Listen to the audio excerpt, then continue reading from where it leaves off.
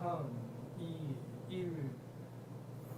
예, 안녕하세요. 사회디자인연구소 김대호 소장입니다. 오늘은 2022년 대한민국의 길을 묻는다 연속기획 토론입니다.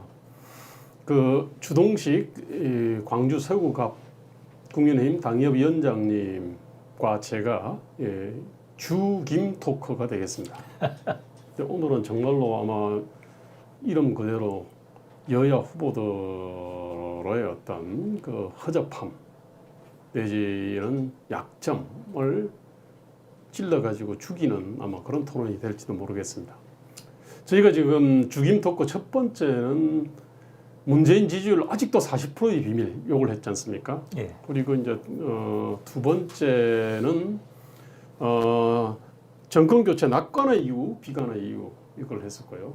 오늘은 이제 여야 유력 주자들의 위기와 기회가 되겠습니다. 근데 사실 우리가 펜앤마이크에서 여당 후보들에 대한 비판성 어떤 이 토론은 좀 하지만 여당 후보들이 도대체 어떤 생각을 하고 여당 후보에서 지금 이 경쟁 구도가 어떻게 되는지에 대해서는 거의 다뤄본 적이 없지 않습니까?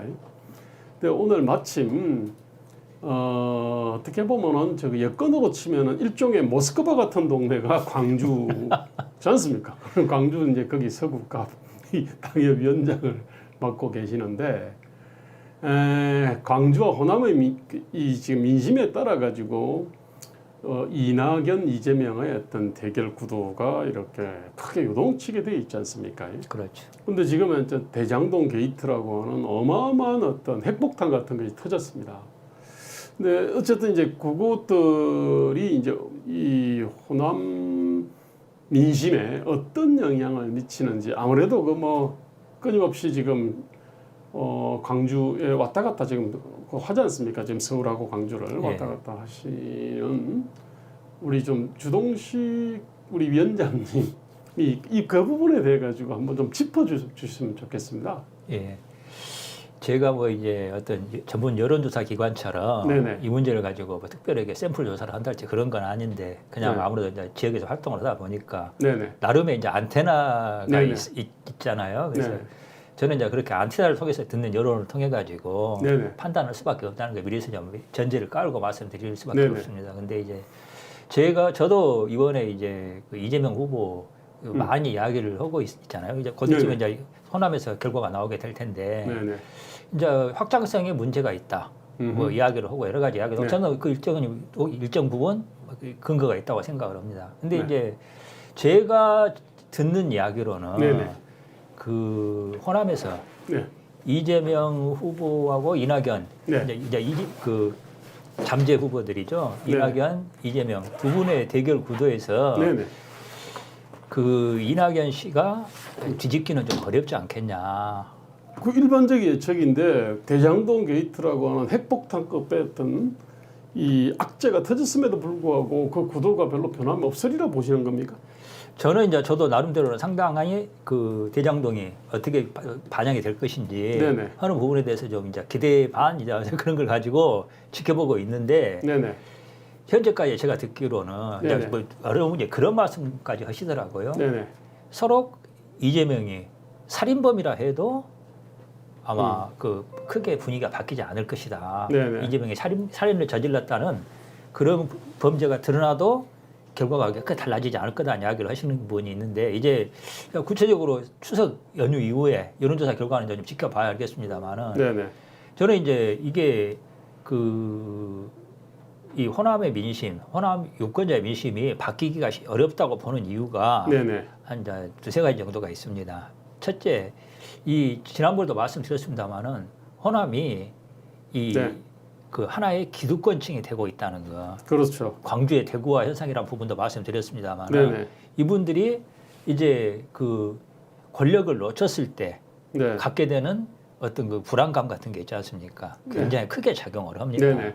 그리고 이 이낙연 후보가 네. 지난번에 말씀드렸지만은 호남 출신이라는 게 적어도 호남 민심에 있어서는 장점만은 아니고 저는 단점으로 작용을 할 수 굉장히 크다고 봐요. 네네.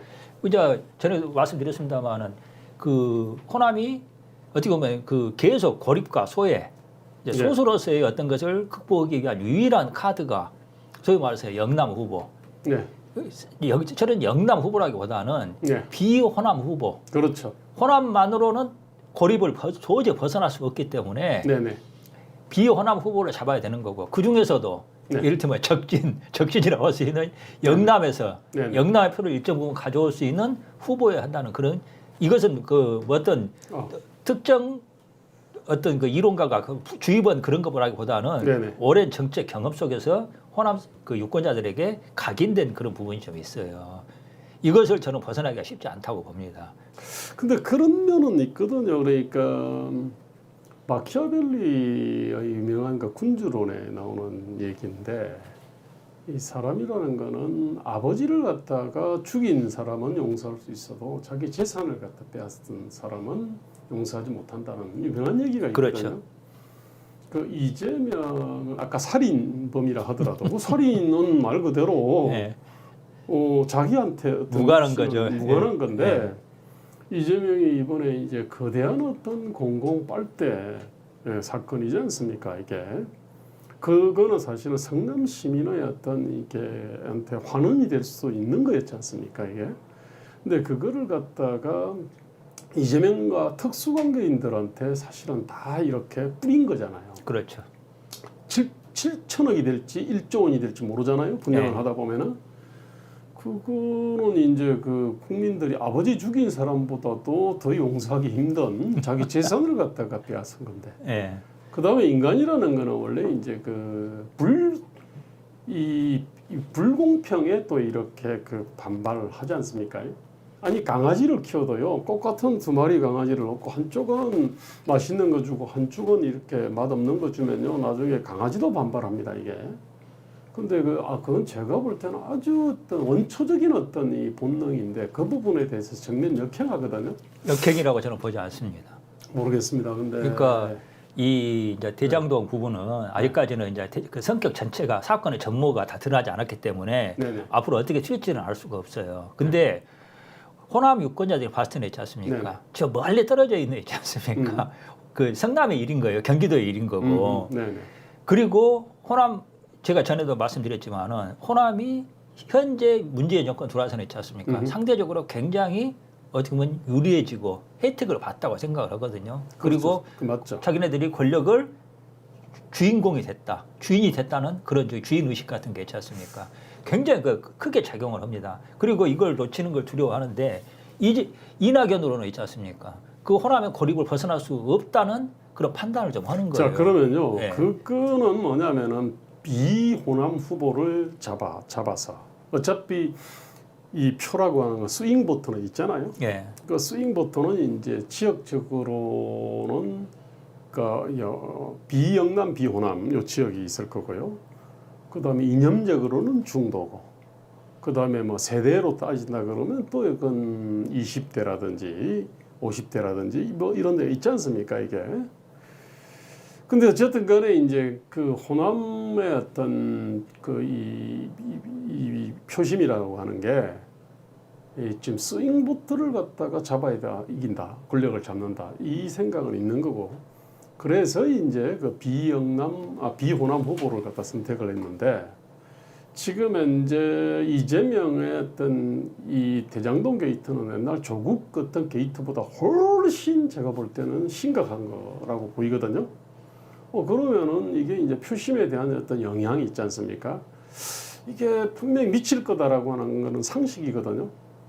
20, 30대들한테 엄청난 상실감을 갖다가 뭐 이렇게 주는 등, 그 다음에 이재명의 유능한 이미지라고 하는 거 한다. 이게 결국 이 슈킹 잘한다는 거, 저 공공의 어떤 재산을 갖다가 잘 빨대로 쪽쪽쪽 잘 빠는데 유능하고, 그거를 갖다가 나눠주는데 유능하고, 그 과정에서 문제 제기를 하면은 이걸 갖다가 김사랑식처럼 정신병원에 강제 입원하는 거, 이런 것에 유능하다고 하는 어떤 이미지가 형성된단 말입니다. 그렇다면은 호남의 어떤 표심으로 봤을 때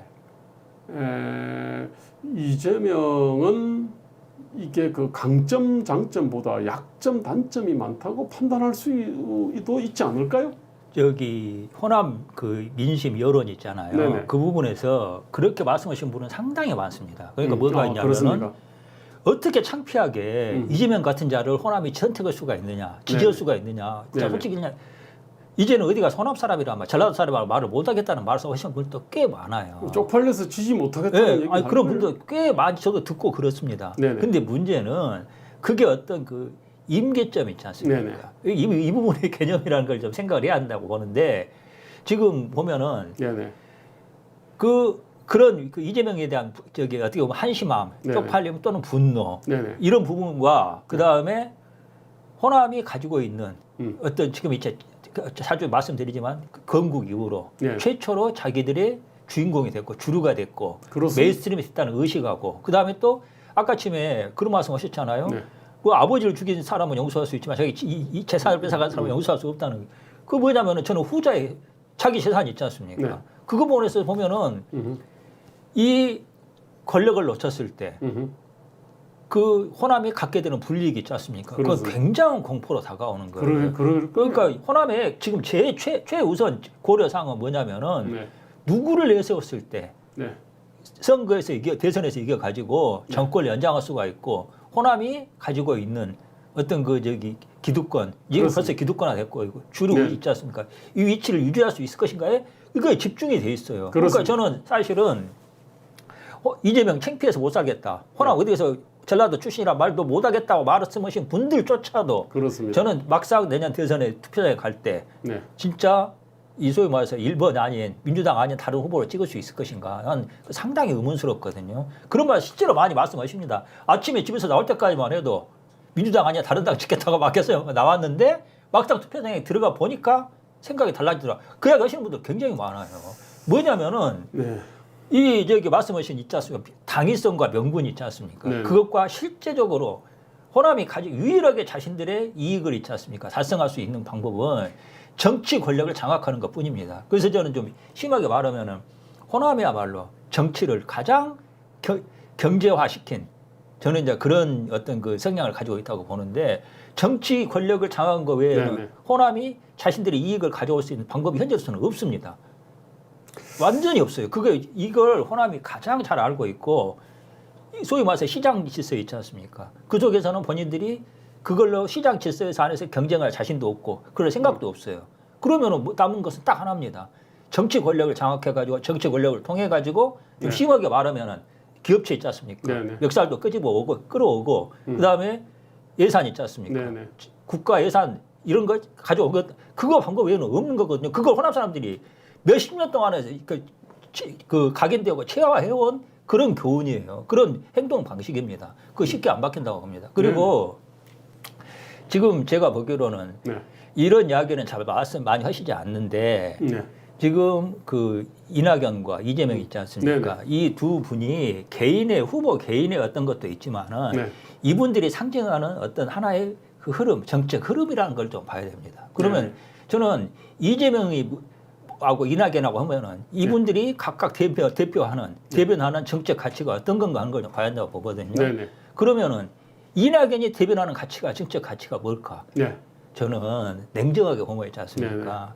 호남의 과거 네. 김대중 시절부터 내려왔던 있지 않습니까? 네네. 그런 일련의 정책 가치를 저는 그 대변하는 흐름이라고 생각을 해요. 네, 그렇게 볼 수 있죠. 저는 그 사실은 그 김대중 대통령 이후로 네. 네. 어떻게 보면 호남이 쌓아왔던 민주화의 상징 자산 이것을 그 좀 깨놓고 말하면 친노한테 네. 내다봐야 당한 거거든요. 네네. 친노 그렇죠. 그리고 친노 뒤에 광범위하게 작용하고 있는 범좌파 진영. 사실은 네. 김대중으로 대표되는 호남 정치는 원래는 좌파라고 보기는 좀 어려운 측면이 있어요. 원래 중도 개혁주의라고 중도 그랬어요. 아까는 뭐 보수라고 해도 네. 뭐 아주 보수라고 원래 마지막 보수라 그랬습니다. 좀 그런 측면이 있었고 분명히 여기 좀 좌파 진보적인 성향이 있기는 했지만은 좌파 자체하고는 약간 좀 구별되는 측면이 있었거든요. 네. 근데 그게 노무현 정권 들어와서 사실은 그 호남이 싸웠던 민주화 투쟁의 경력이나 그다음에 그 처참한 희생 피해 네.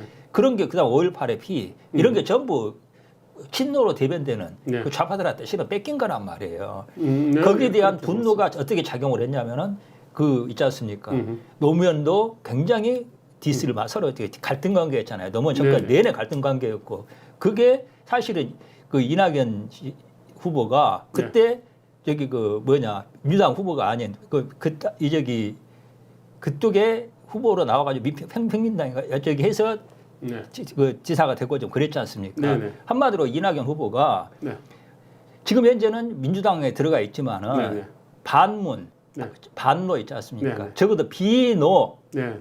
정도의 스탠스를 가지고 있는 분이었어요. 아, 예, 그렇죠. 이것하고 그 다음에 그래서 그 노무현 정권 내내 호남이 굉장히 노무현 정권에 대해서 분노했던 이게 사실은 뒤집어지면서 이명박 대통령으로 가게 된 그게 하나의 계기라고 볼 수가 있는데 네네.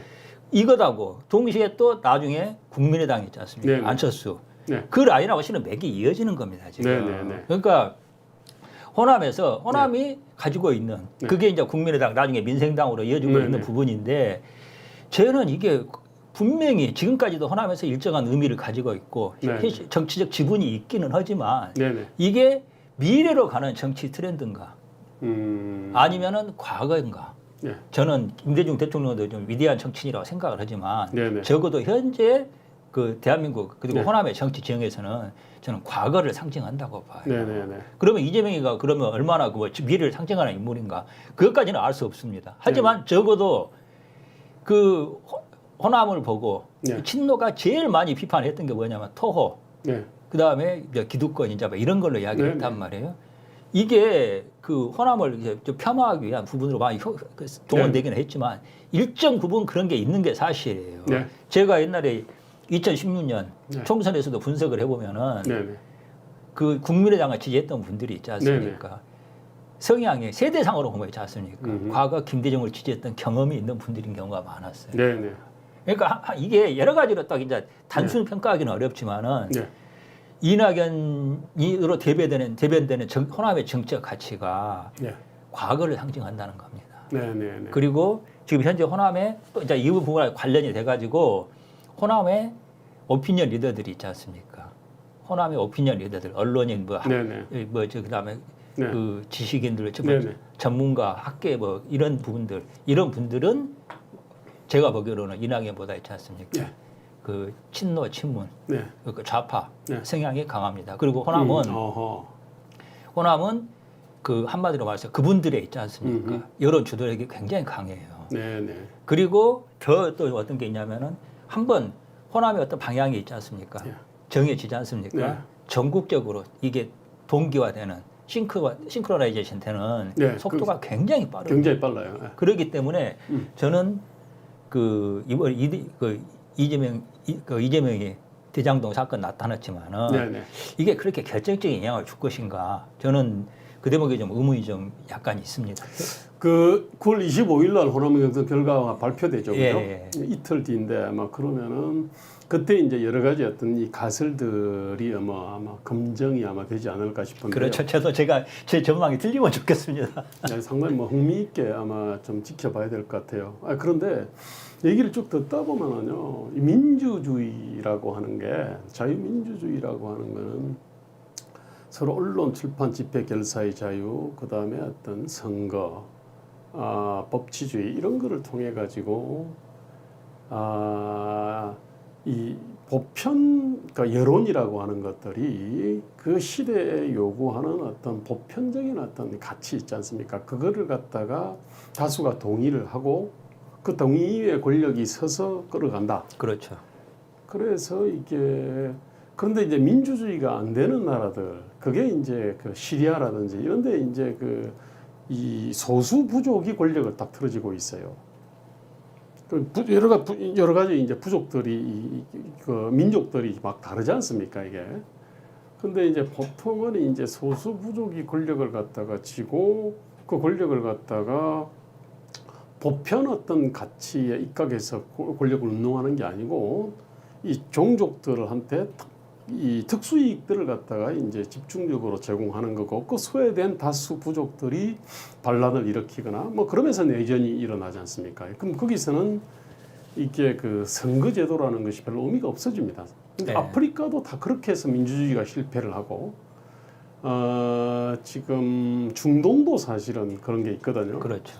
근데 그런 관점에서 본다 그러면은 지금 호남의 어떤 그 표심이라고 하는 게 아니 그 호남뿐만 아니라 그냥 야 우리 새끼 내지는 우리 대변자 뽑아가지고 저기 서울 중앙에 수북하게 쌓여 있는 자산을 국가 권력을 이용해 가지고 우리 지역의 어떤 인재들한테 이걸 갖다가 다 이게 그 편향적으로 이렇게 사용한다. 이런 관점으로 권력을 갖다가 바라본다 그러면은 그 사실은 민주주의가 안 되거든요. 그런 나라는 차라리 분단하는 쪼개지는 게 맞거든요, 사실은.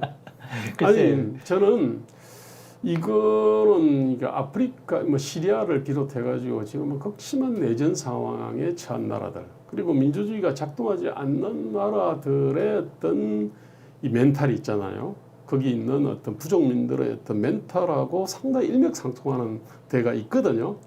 야, 그래서 네. 이거 굉장한 어떤 그 위기적 상황으로 갈 수 있습니다. 저는 호남이 그러하면은요, 또 아마 영남도 아마 그런 생각을 가지게 될 거예요. 그러면은 일종의 이제 같은 어떤 이제 종족 민족이면서도 사실상의 어떤 국가 권력을 갖다가 틀어지고 이걸 갖다가 보편 가치를 실현하기 위해서가 아니고 이건 그래서 국가 권력을 운용해서 특수 이익을 갖다가 취하려는 한마디로 말하면 국가 권력을 이용해 가지고 공공자원을 갖다가 약탈하려고 하는 사유화하는 거죠. 예, 근데 이런 멘탈로 가게 되면은 그 나라 민주주의는 실패할 수밖에 없고 그러면 차라리 나라를 쪼개는 게 맞아요. 아니면은 연방제 수준으로 해가지고요 중앙에서 국가 권력이 좌지우지하는 자원을 갖다가 아주 적게 만들고 대부분은 그냥 연방 국가 단위에서 거의 어떤 알아서 그냥 이 자원을 생산해서 먹는 이게 이제 미국 같은 경우가 그렇지 않습니까? 그것도 완전히 쪼개져 있지만 거기는 사실은 연방이 좌지우지하는 자원들이 그렇게 많지가 않은 나라입니다, 사실은. 주 차원에서 다 돼 있거든요. 지금 이제 호남의 문제도 그렇고 한국의 이제 문제가 크게 보면 방금 말씀하신 그 중앙 권력이 비대하죠. 그렇습니다. 중앙 권력이 중앙 정부가 소위 자원 배분권을 갖고 있는데 그 자원 배분권이 점점 커지고 있다는 거거든요. 그 문제가 심각한데 사실은. 이제 이 문제는 약간 별도 차원의 좀 이야기지 않을까 생각이 들고 저는 이제 호남이 이낙연 후보를 선택할 수 있는 하나의 가능성은 있다고 생각을 해요. 네. 그건 뭐냐면은 말 그대로 호남이 대한민국의 완전한 새로운 주류로 등장할 수 있다는 자신감을 갖는 경우입니다. 그러니까 호남 독자적으로 권력을 창출해낼 수 내고 그 권력을 유지할 수 있다는 있지 않습니까?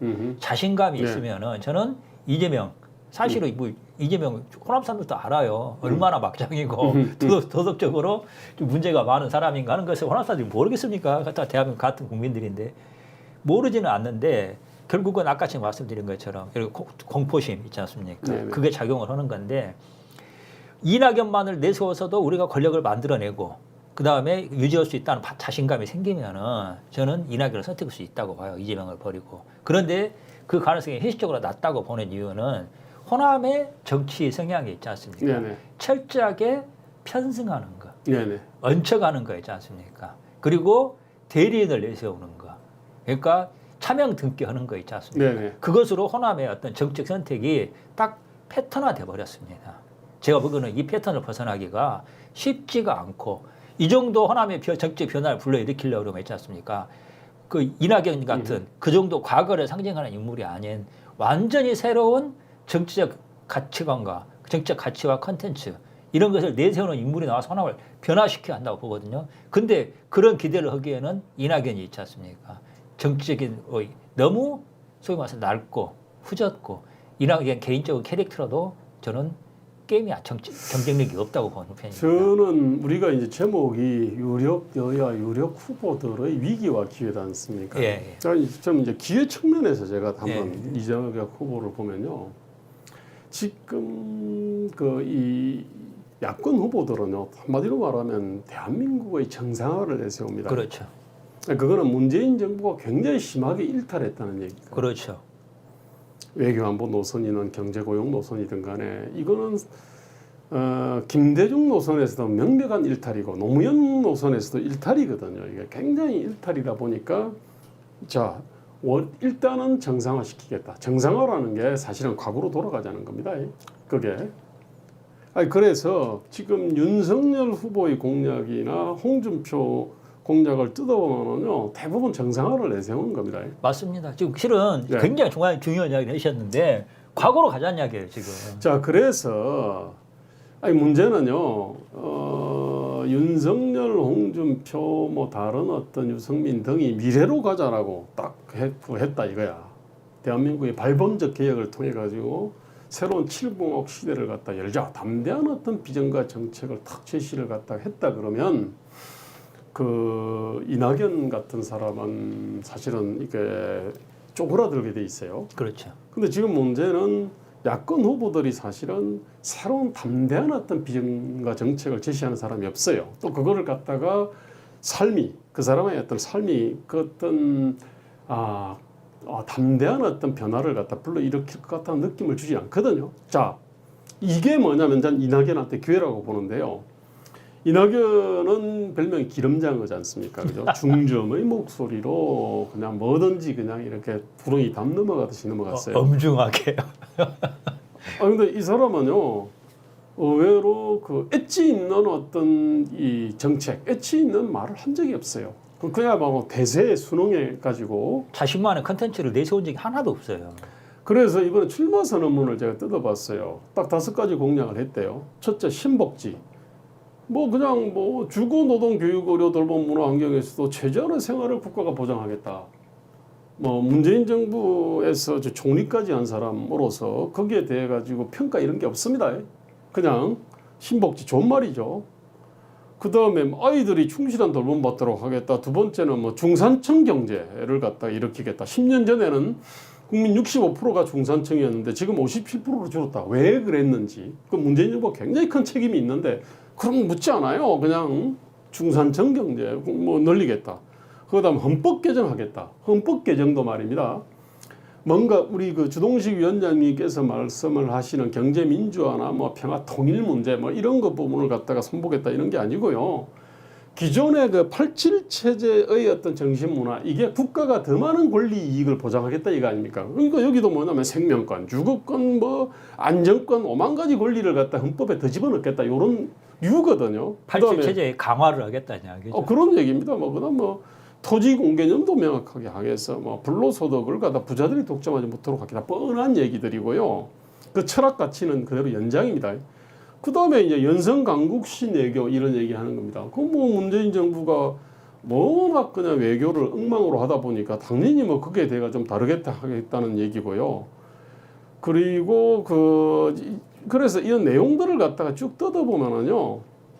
일단 문화강국도 얘기했네. 제가 볼 때는 문화강국 부분이 조금 참신한 부분이 있어요. 우리 BTS 보유국이다. 뭐 봉준호 보유국의 뭐 윤여정 보유국이다. 이거 문재인 보유국이라는 얘기는 안 하는데 뭐 백금 김구 선생의 꿈이 이루어지고 있다. 어쩌고저쩌고 하면서 그 문화예술은 간섭하지 않을수록 창의적이고 아름다워진다. 그러면서 문화예술만큼은 철저하게 그분들에게 맡겨 놓을 거다. 정부는 입을 닫고 지갑만 연다. 제가 볼 때 이거는 그럴듯해. 이거 김대중이 했던 이야기예요. 그러니까. 아니 지금 이분이요 뭔가 어떤 엣지 있는 뭔가 어떤 새로운 변화 이런 게 아니에요. 그래서 저는 이게 기회입니다. 이거 뭐냐면은 저 사람 이낙연은 문재인 정부가 아주 심한 일탈을 했는데 어느 정도 좀 정상적인 사람으로 정상국가를 갖다가 만드는데 일조하겠다라고 하는 느낌. 이게 뭐냐면 그리 되면요. 그 윤석열, 홍준표 뭐 이 사람들보다도 그 이낙연이 좀 더 정상적인 사람으로 보입니다. 단 문재인 정부의 어떤 기존의 비전과 정책에 대해서 나름대로 딱 각만 세우면 그러면은 윤석열, 홍준표 등보다 더 정상적인 사람으로 보여요. 그러면 제가 볼 때는 이게 스윙보트한테 어필할 수 있고 그렇게 된다 그러면은 이낙연이 더 유력하다라고 볼 수도 있는 겁니다. 제 기회의 관점에서 봤습니다. 저는 다르게 봅니다. 그렇습니까? 왜냐하면은 방금 말씀하셨잖아요. 네. 정상화라는 게 사실은 7공화국 있지 않습니까? 네. 정상적으로 작동하도록 만들겠다 또는 더 강화하겠다는 거 아닙니까? 그렇습니다. 과거를 상징하는 어젠다예요. 네. 저는 그거라고 보고 대중들이 저는 이제 잘 그런 이야기 합니다만 대중들이 구체적으로 확실하게 그 어떤 명문화하지는 못하지만 느끼고 있는 네. 그 무의식적으로 느끼고 있는 하나의 시대적 지향, 그걸 네. 흔히 시대 정신이라고도 이야기할 네. 수가 있는데 그게 있어요. 네. 저는 우리나라 대중들이 네. 유권자들이 있지 않습니까? 네. 7공화국은 이미 끝났다는 거 있지 않습니까? 기존의 6공화국이 끝난 거죠. 아니, 6공화국은 현재 끝났다는 팔찌체제. 것을, 팔찌체제는 끝났다는 끝났다. 걸 이미 저는 무의식적으로 본능적으로 느끼고 있다고 봐요. 그렇습니다. 근데 방금 말씀하신 있지 않습니까? 이낙연은 사실은 새로운 게 하나도 아니고 팔찌체제 있지 않습니까? 연장이죠. 돌아가거나 더 좀 정상적으로 여기 작동하게 만들거나 또는 더 강화하겠다는 이야기거든요. 저는 과거를 상징할 수밖에 없다고 봅니다. 지금 문제는 뭐냐면 한마디로 보면 다 낡은 생각, 낡은 인물이 맞는데 그렇죠. 문제는 지금 야권에서도 별 대동소이 50보 100보다는 게 이 그렇죠. 사람한테 기회거든요. 그리고 저는 그 여야 후보 다 마찬가지입니다만 특히 이낙연 씨 말씀하신 거 들어보면은 저는 어떤 걸 보고 판단을 하냐면은 구체성이 없어요. 맞습니다. 추상적이에요. 그 이야기는 뭐냐면은 보면 항상 구체적이지 않다는 이야기는 실은 할 이야기가 없다는 이야기예요. 맞습니다. 좋은 말 되지 않죠? 그냥 다 뭐 어떻게 할 것이냐 물어보니까 잘 대답하는 거나 똑같은 이야기나 지금 비슷한 이야기인 거예요. 저는 이제 그렇게 보고 여기 좀 그 이제 야권 후보 좀 두어서 짚어야 되지 않겠습니까? 네, 자연스럽게 사실은 이렇게 쭉 넘어왔는데 유력 후보가 윤석열의 어떤 메시지를 보면 핵심 메시지를 딱 보면요, 뭐 정책 요즘은 이제 정책 발표를 여러 개 했더라고 보니까. 근데 이제 이분이 이제 핵심 메시지는 이제 그 국힘당의 어떤 대선 후보들 간의 학예 발표에 비슷한 어떤 그런 토론, 뭐 그런 토론에서 이미 핵심 메시지를 다 내놨거든요. 그 핵심 메시지가 뭡니까? 10개 중에 9개가 달라도 한 가지만 같으면 우리 힘을 합쳐야 된다. 그렇게 해서 정권 교체를 해야 된다. 그 다음에 자기를 공정을 위한 뚝심 이렇게 얘기를 딱 했지 않습니까? 그 다음에 정책들이 보면은 엣지 있는 정책이 없습니다. 근데 그 얘기는 뭐냐면은 기존의 어떤 그러다 보니까 윤석열이 그동안 정책 발표를 여러 개를 했어요. 근데 아마 사람들이 기억하는 게 별로 없을 겁니다. 왜? 엣지 있는 게 별로 없거든. 저는 윤석열 후보의 이제 말씀하시는 거나 정책 행보나 이런 거 보고 있으면은 딱 한마디로 뭐라고 표현하고 싶냐면은 부자 몸조심. 뭐 그렇습니다. 부자 몸조심이죠. 그러니까 보면은 야권 후보 같지가 않아요. 맞습니다. 아마 여권 후보 그러니까 잘 지키면 된다는 그런 마인드가 있는 거 아닌가. 그런 게 실제로 있을 것 같고요. 그러니까 일종의 그 대세론인데 물론 이제 대세론을 할 만한 그 정도 지지율을 보이고 있고 그다음에 여러 가지 공세에도 불구하고 흔들리지 않는 게 있거든요. 저는 그래서 이제 많은 분들이 현재로 어떤 추세로 가면 내가 보기에는 제가 이제 전에 듣는 캠프 분위기도 그런 쪽에 있는 것 같아요. 그러니까 무리하면 안 된다. 무난하게 가자. 근데 저는 이제 자주 표현을 쓰는 편입니다만은 야권은 무난하게 가면 무난하게 진다고 저는 생각을 하는데 이런 식으로 좀 안전빵으로 가는 게 과연 승리의 길인가? 저는 상당히 좀 회의적이고 또 두려운 생각까지 들어요. 저도 사실은 참 회의적입니다. 제가 정책들을 제가 뜯어봤거든요. 그러니까 외교 안보 정책도 내놨고 주택 관련된 정책도 내놨고 제가 쭉 그다음에 교육과 보육 관련된 정책도 쭉 내놨는데 이게 이전 정부의 어떤 업무 보고에 들어갈 만한 정책들이에요, 사실. 그렇죠. 근데 뭐 핵문제만 하더라도 어떤 사람들은 뭐 이게 핵 공유를 하겠다라든지 우리 독자 핵을 갖다가 하겠다라든지 말이라도 일단 지르자. 그런데 이쪽은 저기 미국 캘리포니아나 하와이에 있는 그 미국 전략 자산을 필요할 때 신속하게 이렇게 가져올 수 있게 협의를 갖다가 강화를 하자. 뭐 이제 예컨대 이런 수준이거든요. 그러니까 뭐 하여튼 내용들을 쭉 뜯어보면은 제가 볼 때는 그냥 무난한 얘기고 정부 관료들이 어떤 업무 보고를 할 때 할 수 있는 얘기들로 다 점철돼 있더라고. 그러니까 이슈화가 안 돼요. 또 하나는 뭐냐면은 사람은 원래 자기 발 아래에 있는 자기가 근무하는 직업이라든지 직장 이제 그 문제를 고민하지 않습니까, 그죠? 거기서 사람들은 모순 부조리를 갖다가 느끼거든요. 아 그러면서 제도의 문제, 사람의 문제를 같이 이제 고민하게 됩니다. 아 그러면서 아 이거는 사람의 교육 훈련을 하면 될 거, 그다음에 사람을 바꾸면 될 거, 또 어떤 거는 제도를 바꿔줘야 될 거, 이제 이런 고민을 하게 돼 있어요. 이게 이제 이런 사람들이 원래 이제 이 정치인을 해야 되는 거 아닙니까, 그죠? 정치인은 기본적으로 제도와 사람의 문제들을 갖다가 종합적으로 고민을 하는 거고요. 그다음에 그에 따른 이런 우선순위를 고민하는 거 아닙니까, 그죠? 그런데 지금 나 특이한 거는 뭐냐면은 윤석열 후보는 오랜 검사 생활을 했습니다. 그러면은 사법개혁 문제, 그 다음에 검찰제도 문제, 뭐 법원제도 문제와 관련해 가지고 고민을 했으면 그에 대한 솔루션을 내놔야 돼요. 일체 안 내놓습니다. 물론 어렵긴 할 거예요. 그 다음에 최재형 후보도 마찬가지입니다. 이분도 오랜 판사 생활했고 감사원 생활을 했어요. 그럼 감사원이라는 거는 원래 이제 그 공기업 문제, 정부의 문제, 예산 문제, 뭐 이러저런 문제들의 문제를 잡아내는 그게 어떤 역할이지 않습니까? 그러면 정부개혁, 공공개혁, 그 다음에 판사니까 사법개혁, 그 다음에 우리 법 자체의 문제들 등등등에 대한 어떤 나름대로 자기 어떤 대안을 내놔야 되는데 일체 이게 없어요. 이제 그 얘기는요, 제 느낌에는 이분들은 오랜 검사 생활을 하고 오랜 뭐 판사 생활과 감사원 생활을 하면서도요, 그냥 주어진 틀 안에서 열심히 한 사람 같아. 이 틀 자체를 바꾸는 문제에 대해 고민 안 해본 사람이거든요. 할 수가 없고 윤석열 씨가 이번에도 TV에 나와가지고 뭐라 합니까 무슨 프로인지도 잘 기억이 안 나는데 SBS 그 프로 말입니까? 저기 그 계란말이 하는 그 상당히 효과가 좋았고 이미지가 좋았다고 그래요? 그러더라고요. 네네. 저는 이제 집에 텔레비가 없어가지고 보질 않아서 모르겠습니다만은 근데 저는 이게 대중들이 유권자들이 윤석열 후보에게 기대하는 게 뭔가 그러게 좀 그러니까 지금 제가 아까 아침에 그 부자 몸조심 한다는 이야기가 뭐냐면은 친근감을 주고 안정감을 주고 하는 있지 않습니까? 그런 이제 전략을 가고 부자 몸조 그렇게 가고 있는 건데 대중들이 윤석열에게라는 정치인에게 기대하는 게 과연 그런 건가? 간단히 말해서 실은 좀 칼춤을 춰달라는 기대가 저는 가장 본질적이라고 생각을 해요. 강직한 검사. 그러니까 한마디로 때려잡을 놈들 때려잡고 집어넣을 놈들 집어넣으라는 좀 요구가 좀 굉장히 크게 본질적으로 반영되고 있다고 생각을 하거든요. 근데 윤석열 후보가 보이고 있는 행보는 전혀 다르다는 거죠. 그래서 나는 이 부분에서 좀 캠프 내부에서 이걸 좀 본질적으로 검토를 해야 되는 거 아닌가 싶은 생각이 드는데 이미 캠프라는 게 한번 딱 세팅이 되지 않습니까? 방향을 바꾸기가 굉장히 어렵습니다. 그렇습니다.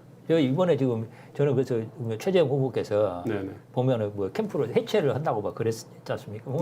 저는 왜 그런 결정이 나왔는지 나름대로는 짐작이 되는 부분이 좀 있기는 해요. 저도 좀 나름대로 짐작이 되고 제가 확실하게 느끼는 것은 후보가 본인이 할 수 있는 이야기, 자신 있게 생각하는 이야기를 할 수밖에 없는데 그것을 저는 하겠다고 작심한 거 아닌가 하는 좀 생각을 하고 있습니다. 근데 한 가지 우려스러운 건 최재형 후보 같은 경우는 방금 말씀하셨다시피 이제 그 최재형 후보는 보니까 나름대로 그래도 본인의 소신에 맞는 이야기를 하고 그런 행보를 하고 싶어가지고 캠프 해체라는 어떤 승부수도 던지고 결단을 하신 것 같은데 문제는 이분이 내세우고 있는 대표적인 게 최근에 상속세 폐지 전면 폐지, 완전 폐지까지 이야기하셨단 말이에요. 저는 이분의 그 진짜 정치적 가치관에서 나온 거라고 생각을 해요. 그래서 그걸 하는 것은 난 인정할 수 있다고 생각을 하는데 문제는 이런 그 선택이 잘못하면은 어떻게 받아들일 수 있냐면 아 저분이 이제 승부는 포기했구나. 여기 그냥 자기 하고 싶은 이야기 하고 끝내겠다는 그런 사실은 메시지로 받아들이기가 쉬워요. 그래서 저는 그게 좀 우려스럽고 또 그런 이야기를 한다 해도 뭐 여기 그다음에 이번에 차별금지법 반대 있지 않습니까? 그 이야기도 하시고 그랬는데 그런 부분이 저는 무엇으로 다 했냐? 저는 사실은 개인적으로는 그런 가치들이 다 필요하다고 생각을 합니다. 근데 문제는 그게 하나의 그냥 이벤트성으로 있지 않습니까? 또는 후보 개인의 어떤 취향이나 그 가치관이 아니라 거대한 보편성, 그거 시대 정신으로 이게 그 속에서 연결이 돼야 되거든요. 근데 그 부분이 안 보여요. 그 최재형 후보도 사실은 상속세 폐지나 이런 거는 소신이긴 한데, 예. 근데 이제 그 자기의 어떤 그 어울리는 노래가 아닙니다, 사실은. 원래는 이 부분은 정부 개혁이나 사법 개혁이나 어떤 공공기관 개혁이나 예산 개혁이나 원래 이쪽이 자기 전공이니까 원래 이제 이게 다 기득권을 내려놓는 문제하고 기득권하고 충돌하거든, 사실은. 이런 것이 원래 그 자기한테 맞는 노래예요. 이게 이제 나훈아한테 트로트에 해당되는 거거든요. 근데 나훈아가 갑자기 전혀 무슨 BTS 노래를 갖다 하면 안 어울리거든. 유행한다 그래도. 지금 최재형이 제가 볼 때는 좀 그런 측면이 좀 있습니다, 사실은. 근데 그래서 저는 최재형은 그때 그 전 해체된 캠프도 그렇고 지금도 최재형한테 맞는 노래를 선곡을 잘 못하는 것 같다는 느낌들을 제가 봤거든요. 그리고 또 하나 전략상으로도 만약에 우리가 지금 이쪽은 민주당이 한 뭐 170만 정도 국민 경선 인단이잖아요. 우리 쪽은 지금 아마 이대로 가면 기껏해봤자 45만입니다. 이번에 많이 15만이 막 들어왔다며요. 이게 예. 그 책임당원들만이 투표권을 갖다가 가졌다 말입니다. 한 달에 1,000원. 그런데 원래 이제 이쪽은 저력으로 보면 300만 명 이상을 갖다가 국민 경선 인단으로 모을 수 있는 저력이 있는 데입니다. 여기가 보수가. 그랬는데 이제 그 부분은 문을 갖다 팍 열지를 않았거든요. 자, 만약에 300만 명의 어떤 국민 경선을 한다 그랬으면요, 최재형처럼 이 보수 우파적 스탠스 있지 않습니까? 그것도 강성. 그러면은 뭐 부정선거에 대해서도 영합을 하고, 그 다음에 상속세 폐지라든지, 그 다음에 뭐 주사파 사회주의 척결이니 뭐 이런 어떤 그쪽의 어떤 아스팔트 어떤 우파의 구미에 맞는 그런 얘기를 하면은, 그럼 약간의 당내 경선에서는 어느 정도 좀 지금보다 더 지지율이 잘 나오게 돼 있습니다. 그런데 지금 이 300만 명 국민 경선이 아니고 45만 명의 책임당원 경선이지 않습니까? 근데 이제 이분들도 보면은 상당히 이준석 대표를 뽑았잖아요. 그리고 또 이분들도 일종의 폴리티컬 머신 비슷해가지고요, 이길 후보한테 투표를 하거든. 자, 그러면은 전략적으로도 최재형 후보의 어떤 저런 스탠스 있지 않습니까? 저거는 현명치 못한 스탠스라고 나는 봅니다. 이제 뭐 최재형 후보는 이제 그 여러 가지 고민도 많이 좀 하셨을 것이고, 그런데 뭐 홍준표 후보에 대해서도 좀 이야기를 해야 되지 않겠습니까?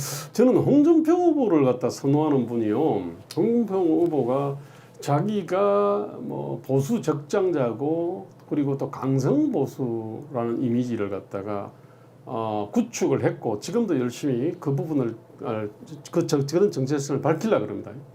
그러니까 이제 뭐 강성 귀족 노조들을 긴급 명령권을 활용해서라도 때려잡겠다. 그죠? 그 다음에 나토식 핵 공유를 하겠다. 그러니까 이런 어떤 보수의 정체성이라는 게 원래 이제 대북 관계 있지 않습니까? 대북 관계에서 좀 어떤 유화적 제스처보다는 나름대로 원칙을 내세우고 좀 어떤 강한 이런 면모지 않습니까, 이게? 그 다음에 노조에 대해서 상당히 어떤 그 좀 험상궂은 얼굴로 이렇게 뭔가 두들겨 팰 것 같은 느낌을 갖다가 주는 것 등, 그 다음에 시장 자유 있잖아요. 그래서 이런 공기업 민영화,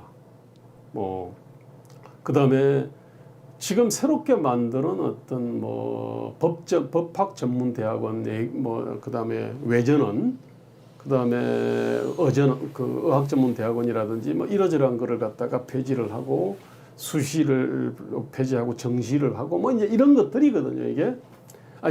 저는 홍준표 후보가 제가 볼 때 크게 착각을 하고 있는 게, 이 보수라는 거는 남북 관계 정책, 그 다음에 뭐 경제 정책, 대노조 정책, 그 다음에 뭐 대공공 정책, 이런 걸로 이게 절반밖에 안 됩니다, 사실. 나머지 절반이라고 하는 게 뭐냐면은 성공 후사의 정신이고요. 그 다음에 어떤 보편 이성과 양심 또는 염치에 충실한 이런 어떤 것이 보수의 절반 이상입니다, 이게. 그런데 홍준표 후보는요, 제가 볼 때는 윤석열만 바라보는 것 같아요. 그래서 윤석열만 어떻게 보면 흠집내거나 거꾸로 때리면 자기한테 자기가 대안으로 부상할 거다라고 하는 생각을 갖고 하다 보니까요. 이게 내부 총질이요. 그다음에 상당히 어떤 야비한 면모를 갖다가 보여주고 있고 또 그러다 보니까요. 당은 어떻게 되든지 간에 진영은 어떻게 되든지 간에 오로지 자신의 어떤 정치적 이득만 취하려고 하는 어떤 느낌을 계속 주고 있거든요. 그러니까 최근에 지금 홍준표가 왜 조국 수홍 내지는 조국 수홍으로 불리든지 아니면 카멜레 홍으로 불리든지 여러 가지 굉장히 어떤 좋지 않은 이미지들을 갖다 구축을 하고 있는데 이거는 무슨 대북 정책이나 경제 정책이나 이런 것들이 아니에요. 그러니까 스탠스거든요. 보수는 아까 말씀하신 거 저는 이제 보수란 게 저는 그 중요한 말씀하셨는데 컨텐츠하고 네네. 그 이상으로 중요한 게 애티튜드라고 하잖아요. 보수가. 네, 정신이죠. 네. 아니 태도. 네네. 저는 이제 그거라고 네네. 생각을 하는데 홍준표 후보가 나름대로 굉장히 이게 치고 올라왔지 않습니까? 네네. 그 상승세가 무서웠는데 저는 그게 홍준표 후보가 그동안 꾸준하게 네. 보여왔던 네네. 보수적인 그 발언 있지 않습니까? 메시지. 네네. 그것이 저는 평가를 받았다고 생각을 해요. 음. 근데 그게 보수는 그 컨텐츠가 본인의 네. 애티튜드랑 결합이 되지 않으면 있지 않습니까? 이건 보수뿐만 아니라 진보도 마찬가지겠지만 보수는 특히 그런 측면이 강해요. 네네. 왜냐하면은 보수는 설계된 이념이 아니고 그렇기 네네. 때문에 그 태도가 굉장히 컨텐츠에 있어서 중요한 역할을 하는데 네. 그 대목에서 저는 홍준표 후보가 기본적으로 실패를 했다고 보고 그다음에 한계가 그냥 뚜렷하다고 봅니다. 이제 한 가지 안타까운 건 저는 어떻게 보면은 그 홍준표 후보하고 같이 그 뭐라 그럴까 지지 계층이 있지 않습니까? 네네. 중복되는 분이 누구냐면 최재형 후보예요. 그렇게 저는 그렇게 보시는구나. 봅니다. 네네. 그러니까 저기 원래 약간 강성 보수 있지 않습니까? 그 네네. 보수 원래 정체성을 좀 요구하고 네네. 그것에 대한 좀 어떤 그 애착이 있는 분들 있지 않습니까? 네네. 그게 가장 극단적으로 드러난 경우는 이제 소위 말해서 태극기 부대들, 네네. 아스팔트 우파들 이런 분들인데 이런 부분들을 코어로 하는 그런 보수 있지 않습니까? 그러니까 강경 보수 네네. 그 부분이 그 홍준표 후보를 밀어 올리는 힘이 됐다고 보는데 네. 저는 이 부분이 그 최재형 후보랑 좀 중복이 되는 부분이 좀 상당히 있다고 생각을 해요. 그래서 저는 홍준표 후보가 한계에 부딪혔을 때 네네. 그걸 잘 받아올 수 있는 그런 준비가 최재형 후보 쪽에 돼 있어야겠다고 저는 생각을 하거든요. 네네. 근데 그게 좀 잘 안 됐던 것 같아요. 그것도 문제고요. 저는 참 홍준표 후보 정말 아쉬운 게 홍준표는 윤석열을 잊으면 됐어요. 윤석열 자체를 없는 것처럼 취급하고 그야말로 그냥 보수다움을 보여줬으면 됐거든요. 그러니까 보수다움에는 정책적 보수다움이 있고요. 그 다음에 스탠스라 그랬습니까? 스탠스의 어떤 그 보수다움을 애티튜드. 어떤 그 보수다움을 갖다가 보여줬으면은 그러면은 저는 홍준표 후보가 확고부동한 어떤 그 후보가 다 됐을 거라고 봅니다. 단 그 애티튜드는 원래 이제 그 홍준표 후보가 원래부터 비판을 많이 받았습니다. 그렇죠. 유명하죠, 그분. 아니 오선 의원에다가 당 대표를 2번인가 하고 원내대표하고 굉장히 아마 지금 현재 나온 모든 대선 후보들 중에 가장 화려한 사람, 저 경력이 화려하거든요. 지방자 경남지사도 사실 2번을 했지 않습니까? 이게 가장 화려함에도 불구하고 근데도 덕고다이라는 이미지를 벗어나지 못하죠. 현역 의원이 보니까 거의 없어 보니까 열심히 하는 사람, 뭐 이름을 올리는 사람인데 그 열심히 하는 사람이 없는 거야. 이게 보니까 그렇다면은 그 홍준표는 옛날 뉴 DJ 플랜 만드는 것처럼 말입니다. 뉴 홍준표 플랜 이래 가지고 이게 홍준표가 보니까 정말 달라졌다. 그동안 독고다이였는데 지금 보니까 해보니까 사람이 진짜 이제 경청도 하고 사람이 진짜 그런 겸손도 하고 뭐 굉장히 열려 있고 자기 고집 안 부리고 그런 노력을 했는데 그게 어떻게 나타났냐면 있지 않습니까? 예. 좌편향으로 나타났어요. 그게. 그런가? 그러니까 약간 그 조국 수홍이 그거 아닙니까? 네네. 그러니까 본인이 좀 바꿔야 되겠다는 걸 생각을 했는데 네네. 그게 뭐냐면 애티튜드의 변화라기보다는 좌파도 여기 소위 말해서 중도나 좌파 있지 않습니까? 확장성을 생각하는 쪽으로 그쪽으로 한 것 같은데 근데 저는 그 문제는 좀 다르게 보는데요. 그거는 제가 윤석열만 바라봐서 그래요. 그런가요? 그러니까 윤석열에 환호하는 대안으로 생각하는 사람들 있지 않습니까?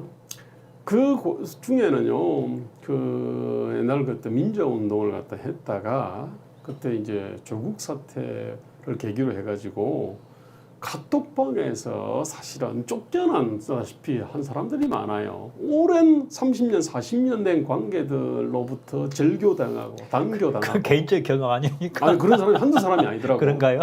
굉장한 어떤 고통을 갖다가 겪었거든요. 저도 비슷한 경험이 있습니다. 근데 그 사람들의 어떤 논리들이 있지 않습니까? 그게 뭐냐면 저게 윤석열의 어떤 이 과잉 이 뭐 수사 기소다 뭐 이런 논리였거든 사실은. 근데 그게에 대해서 이제 이렇게 그 싸우고 크게 상처 입고 했던 사람들한테 말입니다. 홍준표는 몹쓸 짓을 한 거거든요. 그거는 아니 그 얘기는요. 윤석열만 바라봐서 그런 거거든요. 그러니까 그 주변에 있는 수많은 조국 사태에 때 상처받았던 사람들, 싸웠던 사람들의 피와 눈물, 한숨을 갖다가 완전히 그냥 잊어버린 거거든요. 그러니까 윤석열만 공격했는데 그게 바로 알고 보니까 윤석열이 상징하는 게 네네. 저는 정통 우파가 아니라 네네. 우파가 아닌 중도에 가까운 있지 않습니까? 중간층에 가까운 그 네. 가치도 포함하는 애 있지 않습니까? 네네. 저는 그거라고 생각을 하거든요. 네네. 홍준표가 그걸 의식했다고 생각을 해요. 근데 저는 또 한편으로는 홍준표 현상에 대해서 있잖아요. 네네. 약간 다르게 평가하는 측면이 있습니다. 아 그래요? 어떻게? 뭐냐면은 좀 냉정하게 봐서 지금 사실 탄핵 이후에 네네. 보수 정치 세력이 어찌 보면은 탄핵 당한 거잖아요. 박근혜 탄핵이 아니라 실은 보수 네네. 우파 진영 전체가 탄핵을 당한 겁니다. 네네. 스스로가 자기 정당성에 대해서 네. 인식을 못 하고 있는 자기 자신할 수가 없는 그런 집단이 돼 버렸어요. 네네. 근데 저는 홍준표의 그 굉장히 빠르게 예. 그러니까 처음에 그 이번에 경선 출발할 때보다 빠르게 있지 않습니까? 지지율 올라갔잖아요. 네네. 저는 이게 보수가 저는 회복되는 하나의 그 시그널 아닌가. 저는 그런 측면에서 바라볼 수 있다고 생각을 해요. 홍준표라는 네. 정치인 개인은 굉장히 약점도 많고 그래서 네. 그 보수 회복이라는 열망이 있지 않습니까? 그걸 다 담아내지 못하고 있지만 네네. 동시에 저는 보수 회복이라는 요구가 네. 지금 사실은 원래 그 전체 유권자 집단으로 보면 보수가 진보보다 더 컸지 않습니까? 네네. 이것이 거의 완전히 다 몰락을 하고 몰락했다보다는 다 이탈을 하고 뿔뿔이 흩어졌고 네. 많은 부분이 좌파로 가고 또 많은 부분이 중도로 남아 있었는데 저는 이게 좀 회복되고 있는 지금 트렌드로 가고 있다는 생각이 들어요. 아. 이게 지금 결정적으로 그 민주당 정권을 무너뜨리고 정권 교체로까지 가는 그 임기점을 지금 나한테 넘을 수 있냐 없냐 하는 문제라고 보는데 적어도 그 회복에 대한 부분이 가고 있는 건 저는 확실하다. 예, 그건 지금 대세의 상승기에 대세 상승 흐름 예. 내지는 지형이 좋아진다는 얘기거든요. 저는 이게 그러니까 그 대선 있지 않습니까? 결과랑 무관한 문제라고 생각을 합니다. 아, 네, 네. 그러니까 지금 많은 분들이 여론조사에서 그거 말씀하시잖아요. 네네. 정권 교체에 대한 요구가 정권 재창출 요구보다 여론조사상 국민이 더 크게 나오거든요. 그건 그렇습니다. 확실합니다. 그건 하나도 예외가 없이 네. 다 나와요. 10%포인트 이상 정도 높게 나옵니다. 근데 많은 분들이 또 동시에 지적을 하지 않는 부분이 뭐가 있냐면은 이재명으로의 교체도 정권 교체라고 생각하는 부분이 거기에 상당히 많이 포함되어 있다고 이야기를 하더라고요. 네네네. 저는 이제 뭐 그까지는 제가 다 독자적으로 평가할 수 있는 능력은 안 됩니다만은 하여튼 그런 부분이 있는 건 사실인데 동시에 그거 뭐냐면은 그 임계점 네. 정권 교체 요구는 큰데 네. 이게 민주당 자체에 대한 정권 교체 있지 않습니까? 네네. 이걸로까지는 저는 임계점이 아직도 못 가고 있다고 보는데 그 그 요구 자체는 그 저변에 깔려 있지 않습니까? 가장 밑바탕에 깔린 요구는 민주당에 있지 않습니까? 좌파 정권에 대한 저는 심판에 이게 저는 이제 점점 커지고 있다고 봐요. 저 기쁜 일인데요. 저는 그래서 만일 저기 이제 가령 그 가정을 해서 네네. 이재명이 정권을 잡는다 해도 네네. 저는 어떻게 이제 소위 말해서 그런 말 있지 않습니까? 네. 마을 위에서 천하를 잡을 수는 있지만 네. 마을 위에서 천하를 다스릴 수는 없던 말이 있잖아요. 네네. 그래서 이재명이 권력을 잡았을 경우에 말에서 내려와야 된다는 생각을 하고 네. 말 그대로 정상적인 국가로 가야 된다는 생각을 하는데 그러게 못할 경우에는 저는 이재명이 임기를 못 마칠 가능성도 상당히 높다고 봐요. 저도 그 1987년, 88년에 기억이 나거든요. 그때 노태우가 당선되면은 바로 어떤 반동이 올 거다라는 생각들을 한 사람들이 많았습니다. 그렇죠, 그렇죠. 그래가지고 이제 저희 동기 또래들이 야 그러면 이왕 결혼하려 그러면은 빨리 결혼하자 해가지고 이제 88년, 89년, 90년에 막 그 결혼을 했습니다. 나중에 지하로 잠적을 하든 도발이를 치건 간에 어쨌든 이왕 하려면 해놓고 나서 하자. 저도 88년에 결혼했습니다. 아니 이제 그때 뭐냐면은요 우리가 못 본 게 87년 대투쟁이 오랫동안에 누적돼 있던 어떤 모순의 폭발이고 어떤 힘의 어떤 표현이었거든요. 그러니까 이제 그 엄청난 힘이 밀고 가는 겁니다. 그러니까 그렇죠. 노태우가 그거를 갖다가 뭐 공안 탄압으로 확 꺾을 수도 밟을 수도 없었거든요. 아니 단적인 게 바로 3당 합당이잖아요. 네네. 그리고 그 저기 그때가 무슨 13대 총선입니까? 네네. 거기서 대선에서는 이겼지만 네. 그 다음에 음. 총선에서 여소야대가 돼버렸잖아요. 그 엄청난 그러니까 그것은 제가 방금 말씀드린 그 밑바닥에 거대한 흐름이 있지 않습니까? 그걸 제어할 수가 없었다는 이야기거든요. 지금 제 얘기는 왜 그게 87년, 88년 얘기하느냐면요. 지금 2021년과 2022년도 동일합니다. 이게 이게 대세가 이제 바뀐 거거든요. 저는 그러니까 그렇게 봅니다. 87년, 8년과 정반대의 어떤 그렇죠. 그런 형성이 된 거고요. 그 위에 지금 이제 보수 우파 후보가 되면은 그 흐름이 좀 더 빨라질 겁니다. 아마 저항이 좀 더 격렬하겠지. 그런데 그 어떤 놈이 된다 하더라도요. 그 거대한 흐름이 있잖아요. 그거를 꺾을 수는 없다는 거거든요. 그 꺾을 수 없다는 거는 87년 이후 30여 년 동안의 어떤 그 유지됐던 주주처럼 됐던 진보적인 어떤 철학 가치 제도 정책들 있지 않습니까? 그리고 그 정신 문화들이 분명히 대세가 꺾인 거예요.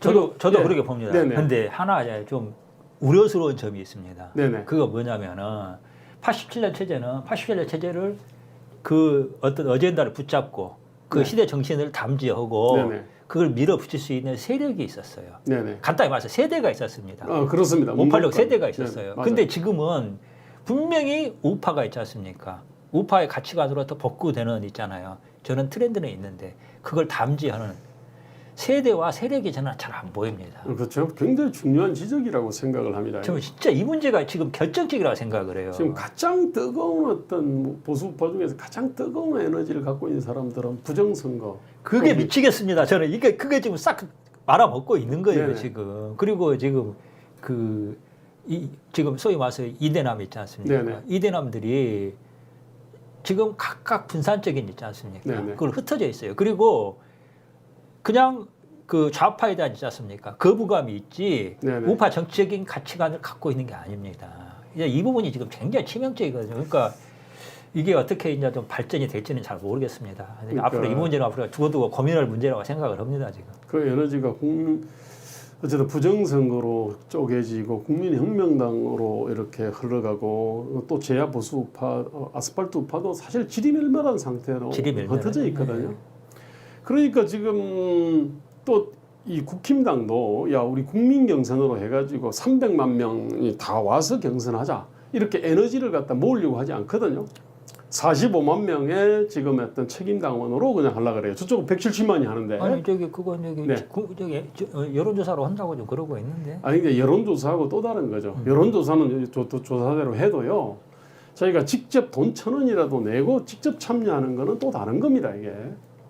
자, 근데 어쨌든 간에 이쪽은 그런 어떤 정권 교체 에너지를 갖다가 제대로 조직도 못하고 있거든요.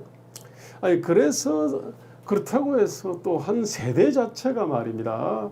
이 밀고 가는 것도 아니고. 제가 볼 때는 지금 대한민국의 2021년, 2022년의 어떤 이 흐름을 돌리는 거는 글로벌 시장하고요.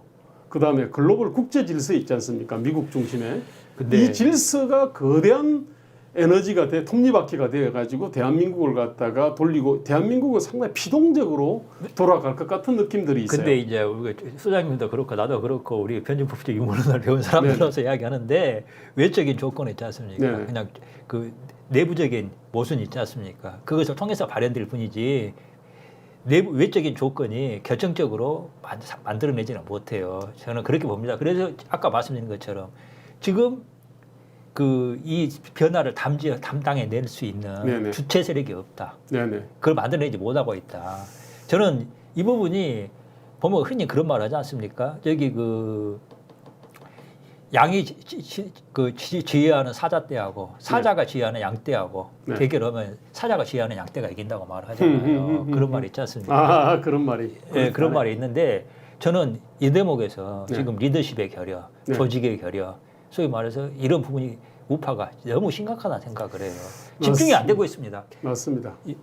이게 저쪽은 민주당이 확고한 구심이 돼 있는데 네. 이쪽은 국힘당이 확고한 구심이 아니거든요. 저는- 그것이 경선 인단의 어떤 숫자 차이로 사실은 나타나는 거예요. 저는 더 본질적인 문제로 네. 저는 이념적인 차이 있죠. 맞습니다. 이념이 또 있- 이것은 또 별도의 주제로 이야기해야 될 부분인데 네. 좌파는 허접한 세계관이지만 이념과 세계관이 있어요. 그렇습니다. 우파는 세계관이 없습니다. 좀 요약하자면요. 이거 굉장히 예민한 주제의 토론인데요. 저희는 이렇게 봅니다.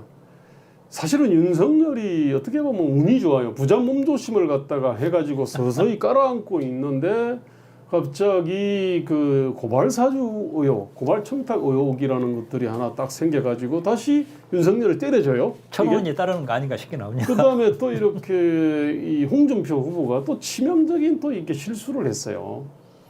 이게 어떻게 보면은 윤석열은 운이 좋은 거예요. 그 다음에 근데 원래 그 약점으로 치면요, 그 홍준표 후보가 훨씬 고치기가 쉬운 어떤 거거든요. 그 어떤 애티튜드 있지 않습니까? 그 마음만 먹으면 사실은 어떤 한순간에 바뀔 수 있는 겁니다. 저는 쉽지 않다고 봅니다. 물론입니다. 근데 대선 후보를 하겠다는 사람은요, 필요하다면 모든 거를 처자식까지 다 버릴 수 있을 정도의 어떤 결의나 각오를 하고 나오기 때문에 마음만 먹으면 되게 됩니다.